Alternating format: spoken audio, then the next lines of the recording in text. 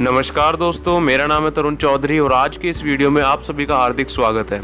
तो दोस्तों, आज का ये वीडियो बहुत ही ज़्यादा ज़रूरी है। आज मैं आपको बताऊंगा कि आप एक आईपीएस ऑफिसर कैसे बन सकते हो, आईपीएस ऑफिसर की पावर क्या होती है, कितना बड़ा होता है आईपीएस ऑफिसर।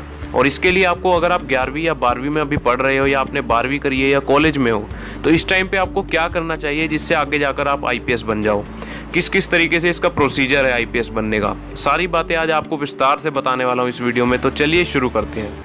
नए नए बिजनेस आइडियाज और सरकारी नौकरी और सरकारी योजनाओं की जानकारी सबसे पहले पाने के लिए हमारे यूट्यूब चैनल मनीलैंड को सब्सक्राइब कर लीजिए और बेल आइकन को भी दबा लीजिए।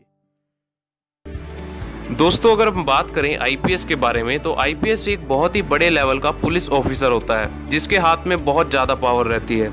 और आईपीएस की फुल फॉर्म है Indian police service. Indian police service जो ऑफिसर होता है, इसके हाथ में बहुत सारी पावर रहती है, ये बहुत ही बड़ा ऑफिसर माना जाता है। अब बात करते हैं इसकी एलिजिबिलिटी के बारे में। अगर आप आईपीएस बनना चाहते हैं तो क्या क्या आपके पास होना चाहिए। देखिए, आईपीएस बनने के लिए आपकी एज जो है वो 21 से 30 साल के बीच होनी चाहिए। लेकिन अगर आप एससी कैटेगरी में आते हैं, मतलब कि लोअर कास्ट में, तो तब आपको 5 साल की छूट मिलती है। आप 35 साल की उम्र तक आईपीएस बन सकते हैं। दूसरी रिक्वायरमेंट यहाँ पे मांगी जाती है बैचलर डिग्री। किसी भी फील्ड में आपके पास कोई भी बैचलर डिग्री हो तभी आप आईपीएस बन सकते हो। और अगर आप भूटान से या नेपाल से हो तब भी आप इंडिया में आईपीएस बन सकते हो। अब बात करते हैं फिजिकल की। फिजिकल में क्या क्या मांगा जाता है। फिजिकल में 165 सेंटीमीटर मेल के लिए हाइट है। पुरुष है अगर तो उसकी 5'4" हाइट होनी चाहिए। 5 फुट 4 इंच की हाइट पक्के होनी चाहिए आपकी पूरी। और लगभग 33 इंच का आपसे सीना मांगा जाएगा। आपकी जो छाती है, चेस्ट, वो 33 इंच होनी चाहिए।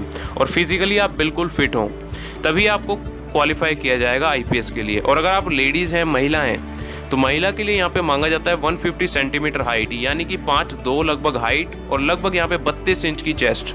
इतना महिला के लिए यहाँ पे मांगा जाता है। और बात करते हैं अब आई साइट की। आई साइट का जो रेशियो है वो 6:6 और 6:9 मांगा जाता है। विजन, तो इसे आप चेक करा सकते हैं जाके हॉस्पिटल वगैरह में कहीं पे भी आई के, वहाँ से आपको चेक करके पता लग जाएगा कि आपकी आई साइट का विजन कितना है और आपको कितना अच्छा करना है। तो इस तरीके से होता है ये सारा प्रोसीजर। अब बात करते हैं, अगर आप 12वीं क्लास में हैं या आप शुरू कर रहे हैं अब आईपीएस की तैयारी, तो आपको अब क्या क्या करना है। आपको सबसे पहले तो कोई कोचिंग ज्वाइन कर लेनी है, ठीक है। लेकिन अगर आप 11वीं या 12वीं में हैं तो कोई दिक्कत नहीं है। आप चाहे आर्ट्स लो, चाहे आप कॉमर्स लो, चाहे साइंस लो, किसी भी फील्ड में आपने +2 कर ली होनी चाहिए बस। +2 करने के बाद में आपको ग्रेजुएशन करनी है। किसी भी फील्ड से कोई भी कोर्स आप कर लो, आपको ग्रेजुएशन कंप्लीट होनी चाहिए। ग्रेजुएशन जैसे ही आप कर लेते हो उसके बाद में आपको एक एग्ज़ाम देना होता है। इतने आप +2 करके ग्रेजुएशन करोगे, इसके बीच में आपको तैयारी करने का मौका मिल जाएगा। या आपने ग्रेजुएशन कर रखी है तो आपको 1 साल की तैयारी करनी पड़ेगी। ये एग्ज़ाम होता है यूपीएससी का।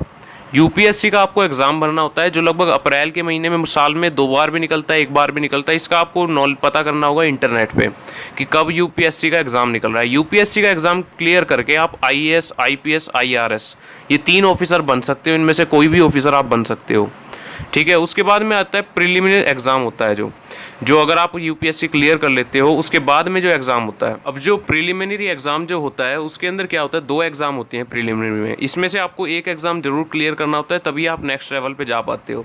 इसके बाद में जाने के बाद में आपको मेन एग्ज़ाम क्लियर करना पड़ेगा। एग्ज़ाम करने के बाद में जो ये एग्ज़ाम होता है, इसके अंदर क्या होता है, 9 पेपर होते हैं। आपको पूरे 9 पेपर क्लियर करने होते हैं। यहाँ पे जाके काफ़ी सारे कैंडिडेट जो है पीछे छूट जाते हैं।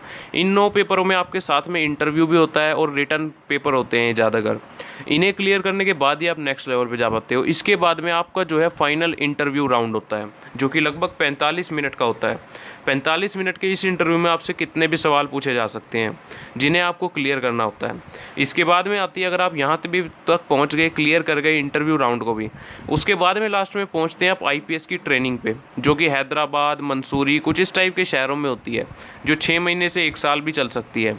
इस ट्रेनिंग को कंप्लीट करते आप फाइनली आईपीएस बन जाते हो। तो देखा जाए तो इतना मुश्किल नहीं है। अगर आप मेहनत करोगे तो अपने मकाम को ज़रूर अचीव करोगे।